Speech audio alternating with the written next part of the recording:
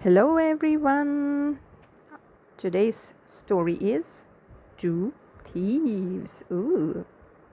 Sarang was a clever minister in the court of King Devaprasanna.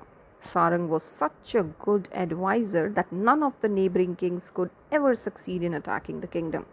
Naturally, they were very jealous of Devaprasanna and his brilliant minister. Sarang was also a great patron of the arts. Many artists, writers, and thinkers gathered in his house. He gave them shelter and the means to work on their art. One day, two strangers appeared at his doorstep. We have been wandering in many places. We heard you are kind to talented people, so we have come to ask you for shelter, they said. What are your talents? Asked Sarang. I can bark like a dog, said one. My imitation is so good that even real dogs get confused. And my friend here can crow better than a cock. What have you been doing all this while with these talents? Asked Saranga, amazed. Now the two friends looked embarrassed. Finally, they said, we will be honest. We were thieves and used these talents to confuse the owners of the houses we robbed. Now we have decided to mend our ways and do some honest work. That is why we have come to you. Sarang decided to let the two stay in his house even though his other guests protested. He felt they were truly repentant and should be given a chance. So the two stayed with him and became a part of his group. Now, Himbindu was a wicked old king of a neighboring kingdom. Several times he had wanted to invade Devaprasanna's kingdom but had failed miserably because Sarang would always foil his plans. He wanted Sarang to become his minister, then he could easily conquer Devaprasanna's kingdom. One day he sent a letter to Devaprasanna.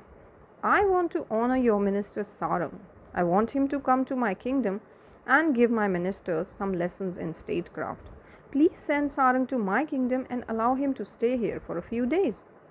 Sarang was suspicious when the king informed him about the letter. But Devaprasanna wanted to be on good terms with his neighbors, so he said, why don't you go? If you suspect something is wrong, just come back. Sarang now had no choice but to go to Himbindu's court. He took his group of artists and writers with him, as well as the two ex-thieves. Himbindu welcomed Sarang with great respect. Sarang too had come with many gifts for the king, among them a beautiful rare shawl.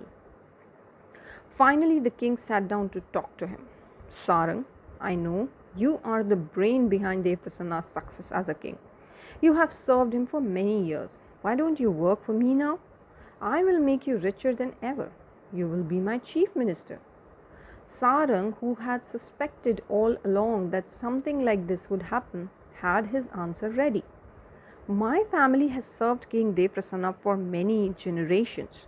I cannot leave his service. I am sorry.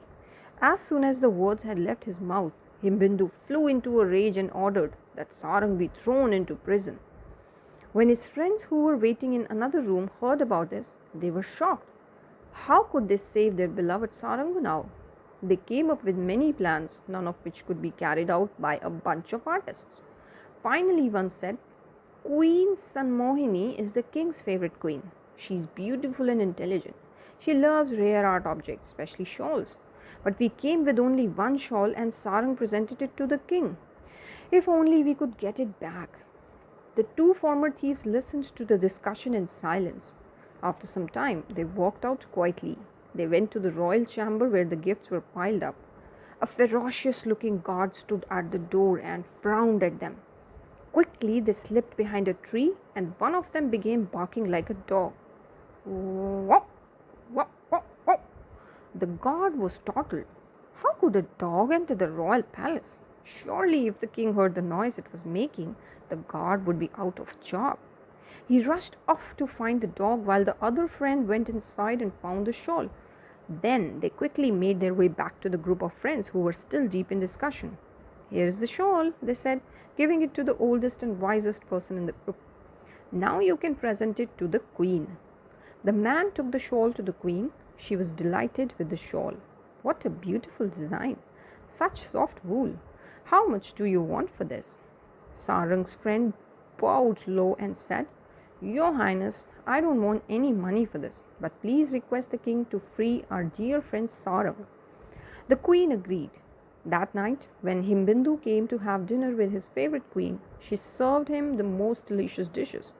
He was delighted and, after tucking into a huge dinner, leaned back happily and asked, "What is it, my dear? You look worried. Is there anything you desire?"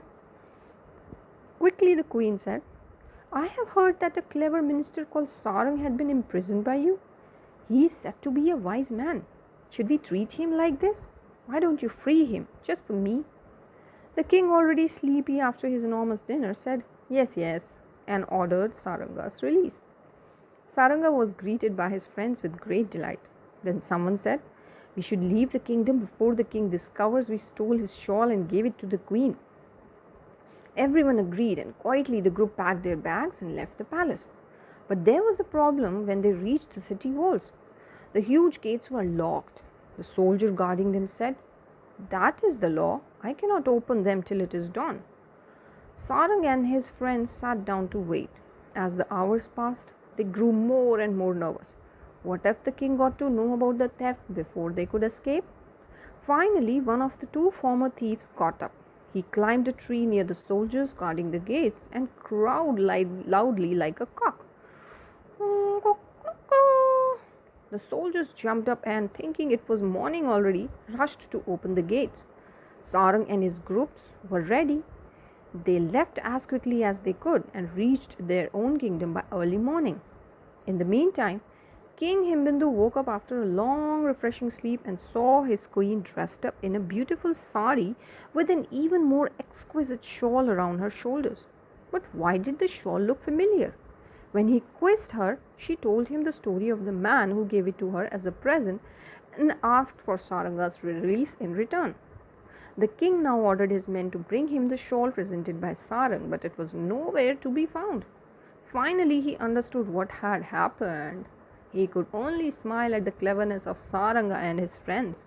It was better to have such clever people as friends than enemies, he decided, and from that day the two kingdoms became friendly neighbors. Wow, that's a good thing that he understood that it's better to be friends than enemies, because if we stay together and work together, we can do better. So, hope you liked the story. That's all for today. See you in another story. Bye bye.